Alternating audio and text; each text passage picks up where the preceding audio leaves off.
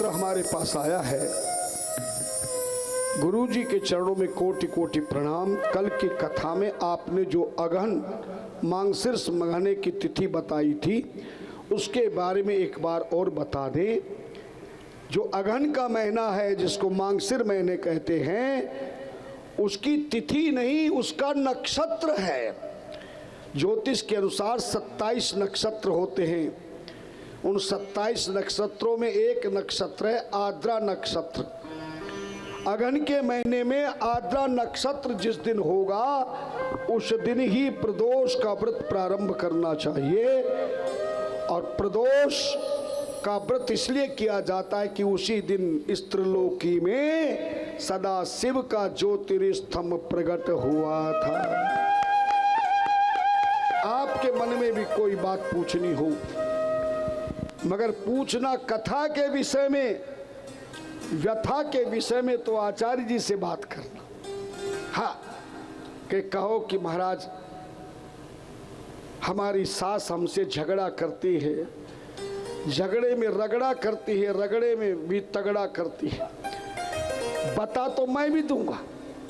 और कल से ही सास तुम्हारे पे आशीर्वाद देना शुरू कर देगी। जिस बहू की सास बहू को नहीं मानती, बहू सास को नहीं पहचानती, तब झगड़ा होता है। केवल सुबह उठकर के सास को प्रणाम किया करो, पति को प्रणाम किया करो, सास ससुर को प्रणाम किया करो, बड़ों को प्रणाम किया करो। प्रणाम में बहुत अच्छा फल है। अभिवादन शीलस्य एव नित्यम वृद्धोपसेवनम चत्वारि तस्य वर्धन्ते आयु विद्या यशो बल। जो सुबह उठ करके अपने बड़ों के चरण छू के आशीर्वाद लेता है, आयु उसकी अगर कम आयु होगी तो बढ़ जाएगी, एक्सीडेंट होगा तो भी बच जाएगा। प्रणाम करके आशीर्वाद में इतनी ताकत है। मूर्ख होगा तो ज्ञानी बन जाएगा बिना पढ़े लिखे होकर के। दुनिया में बिना पैसे के यश फैल जाएगा। प्रणाम में बहुत बड़ा आशीर्वाद है। ध्यान देना, प्रणाम करने में इतना बड़ा आशीर्वाद है जिसकी महिमा अगर कथा सुनाओ तो कई दिन लग जाएंगे प्रणाम के विषय में, पर आपको ज्यादा सुनाने की आवश्यकता नहीं है। प्रणाम करने में बहुत ध्यान देना। सुबह उठ के प्रणाम करो।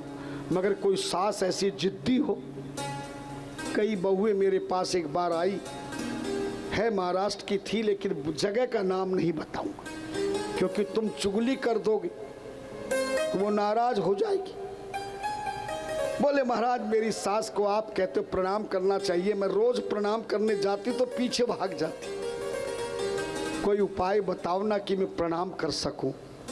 मैंने पहला उपाय बताया, आज सुबह तुम जब उठे तो तुम पीछे से जाना और एकदम से आगे हो के सास के दोनों पांव पकड़ लेना, फिर तो नहीं भागेगी।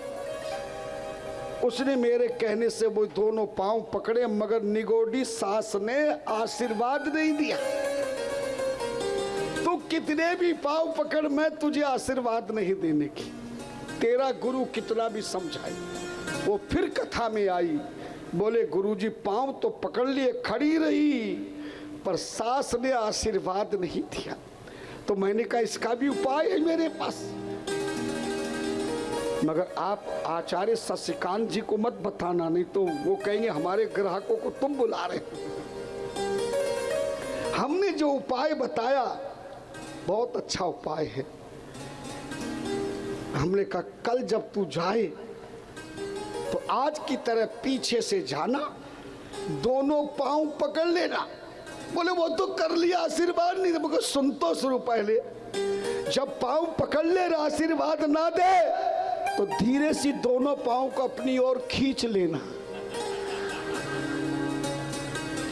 मरता क्या नहीं करता, आशीर्वाद मिलेगा कि नहीं बोलो ना। एक हाथ का मिलेगा कि दोनों का? हाँ, मगर तुम ऐसा मत करना, तुम्हारी सास बहुत अच्छी हैं, सब कथा सुन रही।